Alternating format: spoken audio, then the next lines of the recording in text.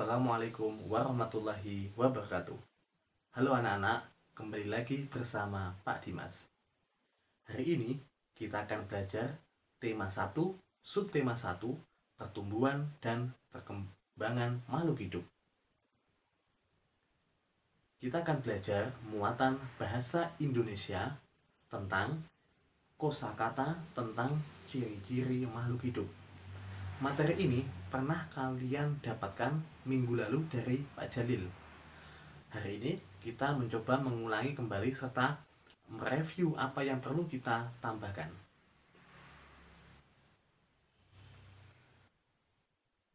Apa itu ciri-ciri? Nah, siapa yang tahu? Ciri-ciri adalah suatu tanda yang membedakan dengan lainnya. Jadi, jika benda tersebut memiliki ciri-ciri, maka benda tersebut berbeda dengan benda lainnya. Lalu, masihkah kalian ingat tentang ciri-ciri makhluk hidup? Yuk, kita lihat. Ciri-ciri makhluk hidup yang pertama adalah bergerak, yang kedua bernafas, yang ketiga berkembang biak, yang keempat tumbuh, yang kelima memerlukan makan, yang keenam menanggapi rangsang, yang ketujuh menyesuaikan diri dengan lingkungan, yang kedelapan mengeluarkan zat sisa. Nah, di situ ada gambar apa ya? Itu adalah gambar keluarga Siti sedang memberikan makan terhadap ayam. Nah, di sini Pak Dimas punya dua kolom. Kolom pertama berwarna merah tentang ciri-ciri makhluk hidup. Yang kedua, kolom putih ya tentang kegiatan pada gambar. Nanti pada kolom merah akan ada ciri-ciri makhluk hidup, sedangkan kalian nanti coba menghubungkan antara ciri-ciri makhluk hidup tersebut dengan gambar yang ada pada laptop di samping Pak Dimas. Nah, ciri-cirinya ada apa saja? Yuk kita lihat. Yang pertama, tumbuhan memerlukan air. Yang kedua, memerlukan makan. Yang ketiga, berkembang biak. Yang keempat, bergerak. Nah, sekarang dari keempat itu coba kalian hubungkan dengan yang ada di gambar. Yang pertama, tumbuhan memerlukan air. Itu pada gambar yang mana?